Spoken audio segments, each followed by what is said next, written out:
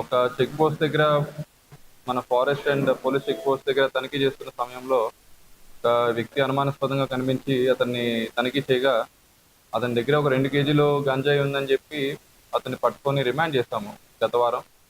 అదే కేసులోని backward and forward links అన్నీ కూడాను విచారించగా మనకి మొత్తం తెలిసింది ఏంటంటే ఒక వ్యక్తి విశాఖపట్నం నుండి అతని నేటివ్ అరకు, ఒడిశా నుండి గంజాయి తరలించి కాదర్ భాష అనే అతనికి రాయచోటి అతనికి అప్పగిస్తే అతను కాదర్ భాష ట్రైన్ ద్వారా లేదా బస్ ద్వారా గంజాయి అంతటిని తీసుకొచ్చి రవాణా చేసి రాయచోటి తీసుకొచ్చి రాయచోటిలో కమలాకర్ అనే వ్యక్తి అతని ఫ్రెండ్ అతనికి ఇచ్చి బెంగళూరుకి పంపిస్తాడు.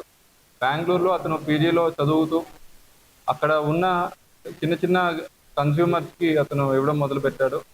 అట్ ద సేమ్ టైమ్ అక్కడ ప్రకాష్ అని మెయిన్ మాస్టర్ మైండ్, అతను బీహార్ నేటివ్ అండ్ బెంగళూరులో సెటిల్ అయ్యాడు. అతను ఈ పోర్టర్ యాప్ అనే ఒక కొరియర్ సర్వీస్ యాప్ ద్వారా డెస్టినేషన్ అండ్ రిసీవింగ్ పాయింట్స్ పెట్టుకొని చాలామంది అక్కడ కన్స్యూమర్స్కి, పీజీ కాలేజ్ స్టూడెంట్స్కి, జైన్ యూనివర్సిటీ స్టూడెంట్స్కి మరియు చుట్టుపక్కల ఉండే యూత్, కాలేజ్ యూత్కి మరియు అదర్స్కి ఈ సరఫరా చేయడం అనేది మొత్తం నెట్వర్క్ క్రాక్ చేయడం జరిగింది. మనం ప్రతి ఒక్కరూ తప్పనిసరిగా యూట్యూబ్లోకి వెళ్ళి కడప వార్తను లైక్ చేయండి, సబ్స్క్రైబ్ చేయండి. ఇట్లు మీ జి రమణయ్య, ఎడిటర్, కడప వార్త.